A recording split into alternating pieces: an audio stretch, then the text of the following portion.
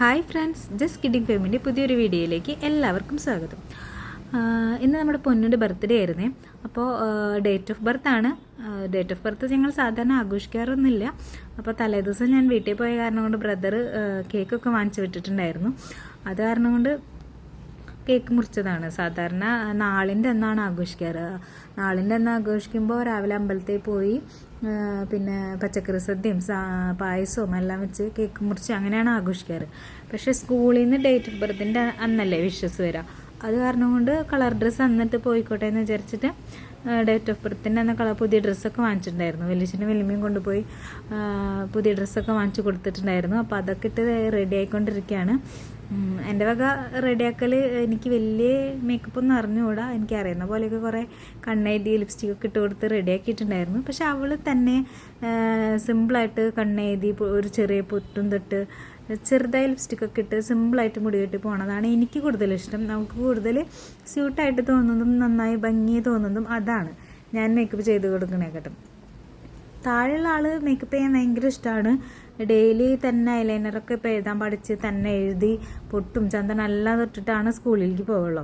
മേക്കപ്പിന് ഭയങ്കര ഇഷ്ടമുള്ള ആളാണ്. പിന്നെ ഇപ്പോൾ ഫംഗ്ഷനൊക്കെ പോയാലും വലിയ മാലയ്ക്ക് ഇടാനും വലിയ കമ്മലിടാനൊക്കെ താല്പര്യമാണ്.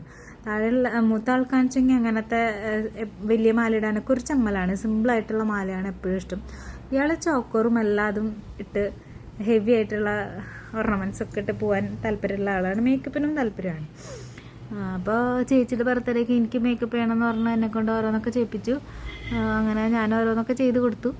അങ്ങനെ രണ്ടാളും കൂടി സെറ്റായിട്ട് പോയിട്ടുണ്ട്. പിന്നെ ബിരിയാണി വേണമെന്ന് പറഞ്ഞിട്ട് മുട്ട ബിരിയാണിയും രാവിലെ ഉണ്ടാക്കി കൊടുത്തു. അപ്പോൾ രണ്ടാളും ഹാപ്പി ആയിരുന്നു. പിന്നെ മാമൻ്റെ വക കേക്ക് കൊടുത്തു വിട്ട കാരണം കൊണ്ട് കേക്കും കിട്ടി, ബിരിയാണി വെച്ച്, പുതിയ ഡ്രസ്സ് കിട്ടി. അപ്പോൾ വളരെ ഹാപ്പി ആയിട്ടാണ് രാവിലെ സ്കൂളിൽ പോയത്. പ്രതീക്ഷിച്ചിട്ടുണ്ടായിരുന്നില്ല കേക്കൊന്നും.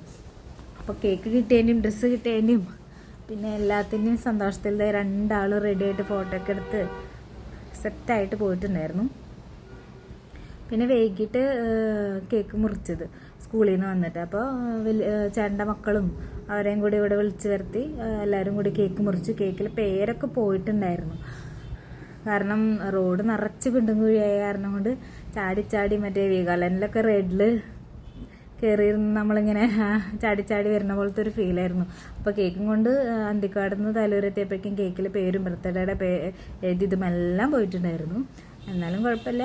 കേക്കൊക്കെ മുറിച്ച് എല്ലാവരും കൂടി കഴിച്ച് ബിരിയാണിയൊക്കെ പിള്ളേർക്കും കൂടി കൊടുത്ത് എല്ലാവരും കഴിച്ച് സന്തോഷമായിട്ട് അങ്ങനെ ബർത്ത്ഡേ ആഘോഷിച്ചു. ഡേറ്റ് ഓഫ് ബർത്ത് ആഘോഷിക്കാറില്ലെങ്കിൽ പോലും ഇപ്രാവശ്യം ഡേറ്റ് ഓഫ് ബർത്തും കേക്ക് മുറിച്ച് ആഘോഷിച്ചു.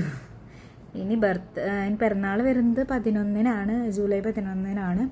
അന്ന് അമ്പലത്തിൽ പോകണം, പായസം ചെറിയ സദ്യ ഒക്കെ സെറ്റാക്കണം.